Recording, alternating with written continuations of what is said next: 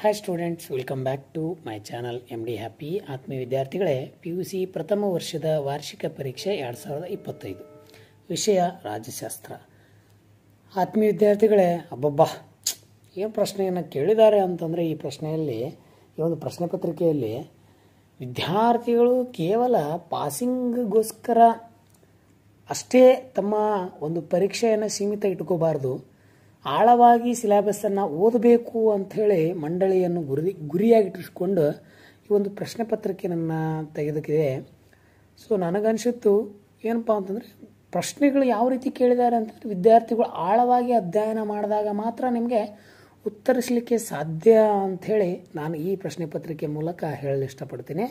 So ವಿದ್ಯಾರ್ಥಿಗಳೇ, ಪ್ರಶ್ನೆ ಪತ್ರಿಕೆಯಲ್ಲಿ ಬಂದಂಥ ಪ್ರಶ್ನೆಗಳಲ್ಲಿ ಕೆಲವು ಪ್ರಶ್ನೆಗಳು ಹಳೆಯದಾಗಿ ಬಂದಿವೆ, ಕೆಲವು ಪ್ರಶ್ನೆಗಳು ಮಾದರಿ ಪ್ರಶ್ನೆ ಪತ್ರಿಕೆಯಿಂದ ಬಂದಿವೆ, ಕೆಲವು ಪ್ರಶ್ನೆಗಳು ಬಂದಿರುವಂಥ ಕ್ವಶನ್ ಪೇಪರ್ದಲ್ಲಿ ಕೆಲವು ಪ್ರಶ್ನೆಗಳು ಬಂದಿವೆ. ಸೊ ಪ್ರಶ್ನೆಗಳು ಯಾವೆಲ್ಲ ಬಂದಿವೆ ಎಂಬುದನ್ನು ಗಮನಿಸೋಕ್ಕಿಂತ ಮುಂಚೆ ಮೊದಲು ನಿಮಗೊಂದು ಕಿವಿ ಮಾತು ಹೇಳ್ತೀನಿ. ಇನ್ನು ಮುಂದೆ ಮಂಡಳಿ ಏನು ಮಾಡ್ತಾ ಇದೆ ಅಂತಂದರೆ, ಹಳೆ ಪ್ರಶ್ನೆ ಪತ್ರಿಕೆಯನ್ನು ಜೊತೆಗೆ ಇನ್ನು ವಿದ್ಯಾರ್ಥಿಗೆ ಆಳವಾಗಿ ಅಧ್ಯಯನ ಮಾಡಬೇಕು, ಸ್ಪರ್ಧಾತ್ಮಕ ಗುರಿಯನ್ನಿಟ್ಕೊಂಡು. ಸೊ ಆ ನಿಟ್ಟಿನಲ್ಲಿ ಪ್ರಶ್ನೆ ಪತ್ರಿಕೆಯವರು ತಮ್ಮ ಒಂದು ಗುರಿಯನ್ನು ನಿರ್ಧಾರ ಮಾಡ್ಕೊಂಡಿದ್ದಾರೆ. ಸೊ ಬನ್ನಿ ಪ್ರಶ್ನೆ ಪತ್ರಿಕೆ ಹೇಗಿದೆ ಅಂತೇಳಿ ನೋಡ್ಕೊಳ್ಳೋಣ. ಇನ್ನೂ ಯಾರು ನಮ್ಮ ಚಾನಲ್ನ ಸಬ್ಸ್ಕ್ರೈಬ್ ಆಗಿಲ್ಲ, ದಯವಿಟ್ಟು ನಮ್ಮ ಚಾನಲ್ನ ಸಬ್ಸ್ಕ್ರೈಬ್ ಮಾಡ್ಕೊಳ್ಳಿ ಅಂತ ಹೇಳ್ತೀನಿ.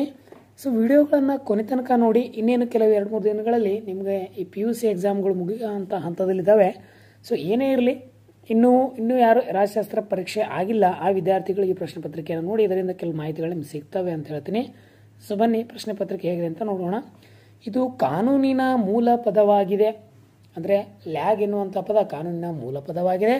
ನನಗೆ ಕಮೆಂಟ್ ಮೂಲಕ ಲ್ಯಾಗ್ ಎನ್ನುವುದು ಯಾವ ಭಾಷೆಯಿಂದ ಬಂದಿದೆ ಅಂಥೇಳಿ ನನಗೆ ನೀವೆಲ್ಲರೂ ತಿಳಿಸ್ತೀರಿ ಅಂತ ಅಂದ್ಕೊಂಡಿದ್ದೀನಿ. ಶಾಸಕಾಂಗದಿಂದ ಆಯ್ಕೆಯಾದ ಶಾಸಕಾಂಗಕ್ಕೆ, ನೋಡಿ ಪ್ರಶ್ನೆ ಏನು ಕೇಳಿದ್ದಾರೆ, ಶಾಸಕಾಂಗದಿಂದ ಆಯ್ಕೆಯಾದ ಶಾಸಕಾಂಗಕ್ಕೆ ಜವಾಬ್ದಾರಿಯಾದ ಸರ್ಕಾರ ಇದಾಗಿದೆ ಅಂತಂದರೆ ಅದು ಸಂಸದೀಯ ಮಾದರಿ ಸರ್ಕಾರ ಅಂತ ಹೇಳ್ತೀವಿ. ಏಕಾತ್ಮಕ ಬರೋದಿಲ್ಲ, ಅಧ್ಯಕ್ಷೀಯ ಸರ್ಕಾರ ಬರೋದಿಲ್ಲ, ಸಂಯುಕ್ತ ಸರ್ಕಾರ. ಹಾಗಾದರೆ ಅಧ್ಯಕ್ಷೀಯ ಸರ್ಕಾರ ಯಾವ ದೇಶದಲ್ಲಿದೆ ಅಂತ ಹೇಳಿ ನನಗೆ ಕಮೆಂಟ್ ಮೂಲಕ ತಿಳಿಸಬೇಕು.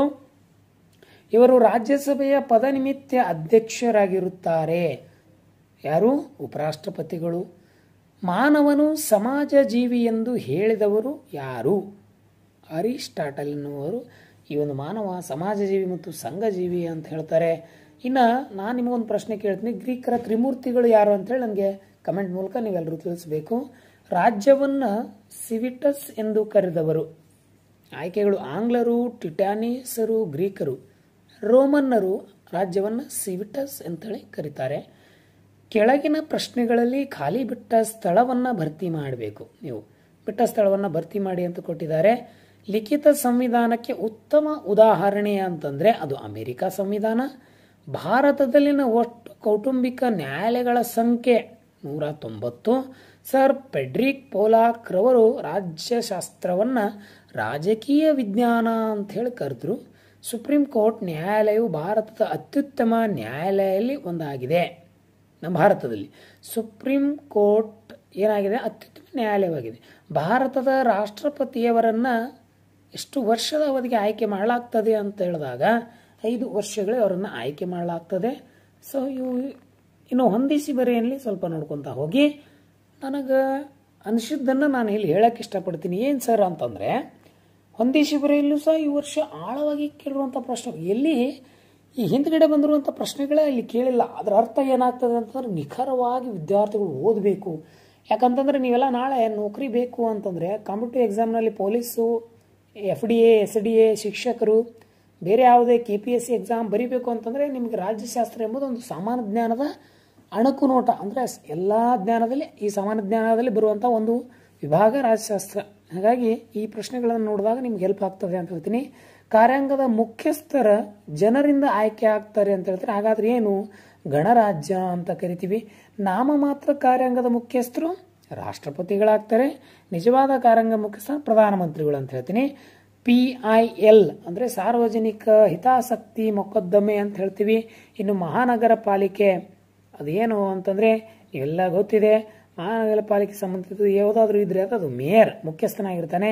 ಮ್ಯಾಗ್ನಾ ಕಾರ್ಟ್, ಇಲ್ಲಿ ನನಗೆ ಕನ್ಫ್ಯೂಸ್ ಆಗೋದೇನು ಅಂತಂದರೆ 1215 ಅಂತೇಳಿ ಕೆಲವು ಬುಕ್ನಲ್ಲಿದೆ, ಬುಕ್ನಲ್ಲಿ 1217 ಅಂತಿದೆ. ಸೊ ಈ ಉತ್ತರವನ್ನು ನಿಮ್ಗೆ ಗೊತ್ತಿದ್ರೆ, ಒಂದು ವೇಳೆ ನನಗೆ ಡೆಫಿನೆಟ್ಲಿ 12-15 ಅನ್ನಿಸುತ್ತೆ, ಕೆಲವೊಂದು ಬುಕ್ಗಳನ್ನು ನೋಡಿದಾಗ 12-17 ಅಂತ ಇದೆ. ಸೊ ನೋಡಿದಾಗ ಗೊಂದಲಮಯ ಅಂತ ಒಂದು ಪ್ರಶ್ನೆ ಇದರಿಂದ ಸೊ ಉತ್ತರವನ್ನು ಕೊಟ್ಟಿದ್ದೀನಿ. ಇನ್ನು ಒಂದು ವಾಕ್ಯದಲ್ಲಿ ಉತ್ತರಿಸಿ ಎಂಬ ಪ್ರಶ್ನೆಗಳನ್ನು ನೋಡಿ. ನಿರಂಕುಶ ಸರ್ಕಾರ ಎಂದರೇನು? ರಾಷ್ಟ್ರದ ಸಮಸ್ತ ಅಧಿಕಾರ ಒಬ್ಬ ಬಲಿಷ್ಠ ವ್ಯಕ್ತಿ ಅಥವಾ ಗುಂಪಿನಲ್ಲಿ ಕೇಂದ್ರೀಕೃತವಾಗಿದ್ದರೆ ಇಂಥ ಸರ್ಕಾರವನ್ನು ನಿರಂಕುಶ ಸರ್ಕಾರ ಅಂತ ಕರಿತೀವಿ. ಉದಾಹರಣೆಗೆ ನನಗೆ ಕಮೆಂಟ್ ಮೂಲಕ ನೀವೆಲ್ಲರೂ ಉದಾಹರಣೆಗಳನ್ನು ತಿಳಿಸಿ ಅಂತ ಹೇಳ್ತೀನಿ. ಜಿಲ್ಲಾ ನ್ಯಾಯಾಧೀಶರನ್ನು ಯಾರು ನೇಮಿಸುತ್ತಾರೆ? ರಾಜ್ಯಪಾಲರು ಆರ್ಟಿಕಲ್ 233 ಅಡಿಯಲ್ಲಿ ಈ ಒಂದು ಜಿಲ್ಲಾ ನ್ಯಾಯಾಧೀಶರನ್ನು ನೇಮಕ ಮಾಡ್ತಾರೆ ಅಂತ ಹೇಳ್ತೀವಿ. ಭಾರತೀಯ ಸಂವಿಧಾನದ ಯಾವ ಭಾಗದಲ್ಲಿ ರಾಜ್ಯ ನಿರ್ದೇಶಕ ತತ್ವಗಳ ಪಟ್ಟಿಯನ್ನು ಕಾಣುತ್ತೇವೆ ಅಂತ ಕೇಳಿದ್ದಾರೆ. ಸೊ ನಿಮಗೆಲ್ಲ ಭಾಗಗಳು ಗೊತ್ತಿರಬೇಕು, ಎಷ್ಟು ವಿಧಿಗಳು ಅದಾವಂತ ಗೊತ್ತಿರಬೇಕು, ಎಷ್ಟು ಏನು ಆರ್ಟಿಕಲ್ಲು, ವಿಧಿ, ಶೆಡ್ಯೂಲ್ಗಳು ಇವೆಲ್ಲವುಗಳ ಬಗ್ಗೆ ನಿಮಗೆ ಅರಿವಿರಬೇಕು. ಸೊ ಗೊತ್ತಿದ್ರೆ ಕಮೆಂಟ್ ಮೂಲಕ ನನಗೆ ತಿಳಿಸಿ ಅಂತ ಹೇಳ್ತೀನಿ. ಉತ್ತರ: ಸಂವಿಧಾನದ 4ನೇ ಭಾಗದಲ್ಲಿ 36ರಿಂದ 51ನೇ ವಿಧಿಗಳನ್ನು ನಾವೆಲ್ಲಿ ಕಾಣ್ತೀವಿ ಅಂತಂದರೆ ಭಾರತದ ರಾಜನೀತಿ ತತ್ವಗಳನ್ನು ಕಾಣ್ತೀವಿ. ಪುರಾತನ ಗ್ರೀಕ್ ಯಾವುದಾದರೂ ಒಂದು ನಗರ ರಾಜ್ಯ ಅಂತಂದರೆ ಅದು ಅಥೆನ್ಸ್ ಅಂತ ಹೇಳ್ತೀವಿ, ಅಥವಾ ಇನ್ನೊಂದು ಸ್ಪಾಟಾ ಅಂತ ಹೇಳ್ತೀವಿ. ಪ್ರಾಚೀನ ಗ್ರೀಕ್ ನಗರ ರಾಜ್ಯಗಳಾಗಿದ್ವು. 20 ಫ್ರಾನ್ಸ್ ಕ್ರಾಂತಿ ಎಷ್ಟು ಸರಿ ಕೇಳಿಲ್ಲ. ಯಾವ ವರ್ಷ ನಡೀತು ಅಂತಂದರೆ 1789ರಲ್ಲಿ ಫ್ರಾನ್ಸಿನ ಕ್ರಾಂತಿ ನಡೀತದೆ. ಸೊ ಇಷ್ಟು 5 ಅಂಕದ 1 ಅಂಕದ ಪ್ರಶ್ನೆಗಳನ್ನು ನೋಡಿದ್ವಿ. ಇನ್ನು 2 ಅಂಕದ ಪ್ರಶ್ನೆಗಳನ್ನು ಗಮನಿಸ್ತಾ ಹೋಗಿ ನೀವು. ಸಂವಿಧಾನ ಎಂದರೇನು ವ್ಯಾಖ್ಯಾನಿಸಿ ಅಂತ ಕೇಳಿದ್ದಾರೆ. ರಾಷ್ಟ್ರದ ಮೂಲಭೂತ ಶಾಸನವೇ ಸಂವಿಧಾನ ಅಂತ ನಾವು ಹೇಳ್ತೀವಿ. ಆದರೆ ವ್ಯಾಖ್ಯಾನದ ಮುಖಾಂತರ ಹರ್ಮನ್ ಪೈನರ ಪ್ರಕಾರ ಮೂಲಭೂತ ರಾಜಕೀಯ ಸಂಸ್ಥೆಗಳ ವ್ಯವಸ್ಥೆ ಹಾಗೂ ಅಧಿಕಾರ ಬಾಂಧವ್ಯದ ಆತ್ಮಕಥವೇ ಸಂವಿಧಾನ ಅಂತ ಹೇಳ್ತಾರೆ. ಯಾರು? ಹರ್ಮನ್ ಪೈನ್ರವರು. 22ನೇ ಪ್ರಶ್ನೆ, ರಾಜ್ಯಪಾಲರ ಹಣಕಾಸು ಆಹಾರಗಳು ಯಾವುವು ಅಂತ ಕೇಳಿದಾಗ ಹಣಕಾಸು ಮಸೂದೆಯನ್ನು ಸದನದಲ್ಲಿ ಮಂಡಿಸಲು ಅನುದಾನ ಬೇಡಿಕೆಯನ್ನು ಸಲ್ಲಿಸುವುದು ಒಂದಾದರೆ, ರಾಜ್ಯದ ಸಂಚಿತ ನಿಧಿಯನ್ನು ಅನಿರೀಕ್ಷಿತ ಖರ್ಚುಗಳ ಭರಿಸಲು ರಾಜ್ಯಪಾಲರು ಅನುಮತಿಸಬೇಕಂತ ಹೇಳ್ತಾರೆ. ಇನ್ನು ಹಾಗೆಯೇ ರಾಜ್ಯದಲ್ಲಿ ಶಾಸಕಾಂಗವು ಸರಿಯಾದ ಸಮಯ ಆಯವ್ಯಯ ಪತ್ರವನ್ನು ಮಂಡಿಸಲು ವ್ಯವಸ್ಥೆ ಮಾಡುತ್ತಾರೆ. ಇವು ಒಂದು ರಾಜ್ಯಪಾಲರ ಹಣಕಾಸಿನ ಅಧಿಕಾರಿಗಳು ಅಂತ ಹೇಳ್ತೀವಿ. ಕಾರ್ಯಾಂಗ ಎಂದರೇನು? ಬಹಳ ಸರಳವಾಗಿರುವಂಥದ್ದು. ಏನು ಕಾರ್ಯಾಂಗ ಅಂತಂದ್ರೆ ಕಾನೂನುಗಳನ್ನು ಕಾರ್ಯರೂಪಕ್ಕೆ ತರುವ ಸರ್ಕಾರದ 2ನೇ ಅಂಗವೇ ಕಾರ್ಯಾಂಗ. ಇದು ರಾಷ್ಟ್ರದ ಸಮಸ್ತ ಆಡಳಿತವನ್ನು ನಿರ್ವಹಿಸುತ್ತದೆ. 24ನೇ ಪ್ರಶ್ನೆ, ನ್ಯಾಯಾಂಗ ನಿಂದನೆ ಎಂದರೇನು? ನ್ಯಾಯಾಲಯಗಳಲ್ಲಿ ನ್ಯಾಯಾಧೀಶರು ನೀಡುವ ತೀರ್ಪನ್ನು ಜಾರಿಗೆ ತರದೆ ಅದನ್ನು ಉಲ್ಲಂಘಿಸುವುದನ್ನು ನಾವು ನ್ಯಾಯಾಂಗ ನಿಂದನೆ ಅಥವಾ ಅವಿಧೇಯತೆ ಅಂತ ಹೇಳ್ತೀವಿ. 25ನೇ ಪ್ರಶ್ನೆ, ಗ್ರಾಮೀಣ ಸ್ಥಳೀಯ ಸರ್ಕಾರದ 3 ಹಂತಗಳು ಅಂತ ಹೆಸರಿಸಿ ಕೇಳಿದರೆ 1993ರ ಪಂಚಾಯತ್ ರಾಜ್ಯ ಕಾಯ್ದೆಯ ಪ್ರಕಾರ ಗ್ರಾಮೀಣ ಪ್ರದೇಶದಲ್ಲಿ 3 ಹಂತದ ಸ್ಥಳೀಯ ಸರ್ಕಾರಗಳನ್ನು ರಚಿಸಲಾಗಿದೆ. 1 ಗ್ರಾಮ ಪಂಚಾಯಿತಿ, 2 ತಾಲೂಕಾ ಪಂಚಾಯಿತಿ, 3 ಜಿಲ್ಲಾ ಪಂಚಾಯಿತಿ ಅಂತ ಹೇಳ್ತೀವಿ. ಇನ್ನು 26ನೇ ಪ್ರಶ್ನೆ, ಕರ್ನಾಟಕದ ಯಾವುದಾದರೂ 2 ಮಹಾನಗರ ಪಾಲಿಕೆಗಳು ಅಂತ ಕೇಳಿದ್ದಾರೆ. ಸೊ ಒಟ್ಟು 7 ಮಹಾನಗರ ಪಾಲಿಕೆ ಬರ್ತವೆ. ಮೈಸೂರು, ಹುಬ್ಬಳ್ಳಿ ಧಾರವಾಡ, ಮಂಗಳೂರು, ಬೆಳಗಾವಿ, ಗುಲ್ಬರ್ಗಾ, ದಾವಣಗೆರೆ, ಬಳ್ಳಾರಿ. ಸೊ ನೀವು ಇಷ್ಟರಲ್ಲಿ 2 ಅಥವಾ 3 ಇಲ್ಲಿ ಬರಿಬೇಕಾಗ್ತದೆ. ಇನ್ನು ರಾಜ್ಯದ ಉದಯಕ್ಕೆ 2 ಸಿದ್ಧಾಂತಗಳು ಅಂತ ಇಲ್ಲಿ ಕೇಳಿದ್ದಾರೆ. 1 ದೈವಿಕ ಸಿದ್ಧಾಂತ, 2 ಶಕ್ತಿ ಸಿದ್ಧಾಂತ, 3 ಸಾಮಾಜಿಕ ಒಪ್ಪಂದ ಸಿದ್ಧಾಂತ, 4 ನೈಸರ್ಗಿಕ ಸಿದ್ಧಾಂತ. ಬೇಕಾದ 2 ಸಿದ್ಧಾಂತಗಳನ್ನು ನೀವು ಬರೀರಿ. ರಾಜ್ಯದ ಉಗಮದ ಬಗ್ಗೆ ಯಾವುದಾದರೂ 2 ರಾಜಕೀಯ ಹಕ್ಕುಗಳನ್ನು ಹೆಸರಿಸಿ ಅಂತ ಕೊಟ್ಟಿದ್ದಾರೆ. ಮತದಾನದ ಹಕ್ಕು, ಚುನಾವಣೆಯಲ್ಲಿ ಸ್ಪರ್ಧಿಸುವ ಹಕ್ಕು, ಸಾರ್ವಜನಿಕ ಉದ್ಯೋಗದ ಹಕ್ಕು, ಸರ್ಕಾರವನ್ನು ಟೀಕಿಸುವ ಹಕ್ಕು, ದೂರು ನೀಡುವ ಹಕ್ಕು. ಸೊ ಇವುಗಳಲ್ಲಿ ಯಾವುದಾದ್ರೂ 2 ಹಕ್ಕುಗಳನ್ನು ನೀವು ಬರಿಬೇಕು. ಶಾಸಕಾಂಗವು ಅಧಿವೇಶನದಲ್ಲಿ ಇಲ್ಲದೆ ಇರುವಾಗ ರಾಷ್ಟ್ರದ ಮುಖ್ಯಸ್ಥರು ತುರ್ತು ಅವಶ್ಯಕತೆಗಳನ್ನು ಮತ್ತು ಉದ್ಭವಿಸುವ ಸಮಸ್ಯೆಗಳನ್ನು ನಿವಾರಿಸುವ ಸಲುವಾಗಿ ಹೊರಡಿಸುವ ಆಜ್ಞೆಯನ್ನು ಸುಗ್ರೀವಾಜ್ಞೆ ಅಂತ ಕರಿತೀವಿ.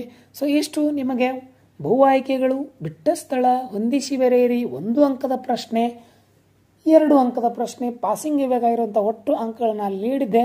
ಇನ್ನು ಯಾವ ಡಿಸ್ಟಿಕ್ನಲ್ಲಿ ರಾಜ್ಯಶಾಸ್ತ್ರ ಪರೀಕ್ಷೆ ಆಗಿಲ್ಲ ಆ ಡಿಸ್ಟಿಕ್ನ ವಿದ್ಯಾರ್ಥಿಗಳು ಯಾರಾದರೂ ಇದ್ದರೆ ಆ ವಿದ್ಯಾರ್ಥಿಗಳು ನೀವು ಶೇರನ್ನು ಮಾಡಿ ಅಂತ ಹೇಳ್ತೀನಿ.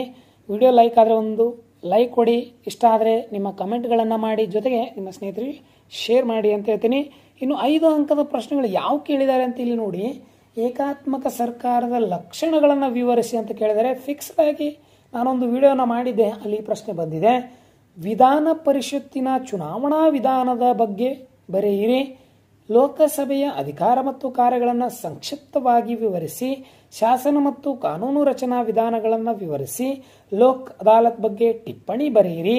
ಸುಪ್ರೀಂ ಕೋರ್ಟ್ ಮೂಲ ಮತ್ತು ನೇರ ಅಧಿಕಾರ ವ್ಯಾಪ್ತಿಯನ್ನು ಉತ್ತರಿಸಿ. ರಾಜ್ಯಶಾಸ್ತ್ರ ಅಧ್ಯಯನದ ವಿಕಾಸ ತಿಳಿಸಿ. ರಾಜ್ಯ ಮತ್ತು ಸಮಾಜದ ನಡುವಿನ ವ್ಯತ್ಯಾಸವನ್ನು ವಿವರಿಸಿ. ಪರಮಾಧಿಕಾರದ ಲಕ್ಷಣಗಳನ್ನು ವಿವರಿಸಬೇಕು. ಬೇಕಾದ 6 ಪ್ರಶ್ನೆಗಳಿಗೆ ನೀವು ಇಲ್ಲಿ ಉತ್ತರವನ್ನು ಕೊಡಬೇಕು. ಇನ್ನು ಕೊನೆ ಹಂತಕ್ಕೆ ಬರ್ತೀನಿ. ಕೆಳಗಿನ ಯಾವುದಾದರೂ 2 ಪ್ರಶ್ನೆಗಳಿಗೆ 30 ರಿಂದ 40 ವಾಕ್ಯಗಳಲ್ಲಿ ಉತ್ತರಿಸಿ. ಜಿಲ್ಲಾ ಪಂಚಾಯತಿಯ ಅಧಿಕಾರ ಮತ್ತು ಕಾರ್ಯಗಳನ್ನು ಚರ್ಚಿಸಿ. ಮನೇನು ಕೇಳಿದ್ದಾರೆ, ಈ ಸರ್ ಕೇಳಿದ್ದಾರೆ. ಪ್ರಜಾಸತ್ತಾತ್ಮಕ ಸರ್ಕಾರ ಲಕ್ಷಣಗಳನ್ನು ವಿವರಿಸಿ. ಭಾರತ ಸಂವಿಧಾನದ ಪ್ರಧಾನ ಲಕ್ಷಣಗಳನ್ನು ವಿವರಿಸಿ. ಭಾರತ ಪ್ರಧಾನ ಮಂತ್ರಿಯ ಅಧಿಕಾರ ಮತ್ತು ಕಾರ್ಯಗಳನ್ನು ವಿವರಿಸಿ ಅಂತ ಹೇಳ್ತೀನಿ. ಪ್ರಶ್ನೆ ಪತ್ರಿಕೆ ವೇಟೇಜ್ ಆಗಿದೆ, ವಿದ್ಯಾರ್ಥಿಗಳು ಓದ್ರಿ ಅಂತ ಹೇಳಿ ಮಂಡಳಿಯವರು ಬಹಳ ಆಳವಾಗಿ ಪ್ರಶ್ನೆಗಳನ್ನು ಕೇಳಿದ್ದಾರೆ. ಹಳೆ ಪ್ರಶ್ನೆ ಪತ್ರಿಕೆಯಲ್ಲಿ 5 ಮತ್ತು ಅಂಕಗಳು 10 ಅಂಕದ ಫಿಕ್ಸ್ಡ್ ಆಗಿ ಬಂದಿವೆ. ಸೊ ವಿದ್ಯಾರ್ಥಿಗಳಿಗೆ ಪ್ರಶ್ನೆ ಪತ್ರಿಕೆ ಹೇಗೆ ಅನಿಸ್ತು ಕಮೆಂಟ್ ಮೂಲಕ ತಿಳಿಸಿ. ಸೊ ಎಲ್ರಿಗೂ ಧನ್ಯವಾದಗಳು ಅಂತ ಹೇಳ್ತೀನಿ. ನಮಸ್ಕಾರ.